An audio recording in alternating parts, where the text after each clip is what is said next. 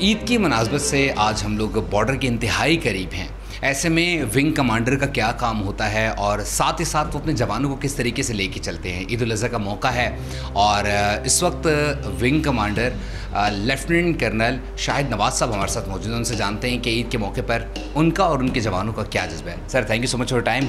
क्या कहेंगे आज की मुनासबत से मुताल्लिक़? सबसे पहले तो मैं बोल न्यूज़ चैनल और उसके मीडिया टीम को ईद उल अज़हा की बहुत बहुत मुबारकबाद पेश करता हूँ और आप लोग का शुक्रगुज़ार हूँ कि आप लोग ईद के इस पुरमसरत मौके पे पाकिस्तान रेंजर सिंध के जवानों के साथ बॉर्डर पे ईद की खुशियाँ मना रहे हैं। अगर आप मेरे जवानों के जोश और जज्बे की बात करते हैं तो बेशक वो अपने एहल व अयाल से, अपने वालदैन से और अपने बाकी अजीज़ व अकारिब से दूर है, मगर उनके दिलों में एक ही जज्बा है और वो है इस पाक धरती की हिफाजत। ऐसे में अभी हमने देखा चंद दिन हुए हैं, भारत की जानिब से एस्केलेशन की कोशिश की गई, पाकिस्तान ने मुंह तोड़ जवाब दिया है।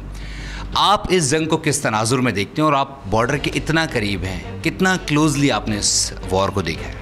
अल्हम्दुलिल्लाह, पाकिस्तानी मुसल्लह अफ़वाज ने जो ऑपरेशन बुनियानुल मरसूस लॉन्च किया उसमें हमें अल्लाह ने फ़तह नसीब फरमाई। ये हमारा जज्बा ईमानी है जिसकी वजह से हमने दुश्मन को मुंह तोड़ जवाब दिया है। भारत की जारहाना कार्रवाई के नतीजे में हमने उसके 6 तैयारे मार गिराए हैं, जिसमें उसके जदीद तरीन 3 राफेल तैयारे भी शामिल है। इसके अलावा दुश्मन के फ़िज़ाई अड्डों के ऊपर और अस्करी तनसीबात के ऊपर हमने निशाना लगाया और घुटने टेकने पर दुश्मन को मजबूर किया। तो यकीनन भारत इस तरह की हमाकत दोबारा नहीं करेगा।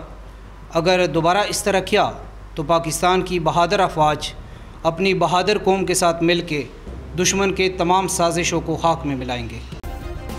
सब्सक्राइब करें और बेल दबाएं ताकि कोई खबर रह न जाए।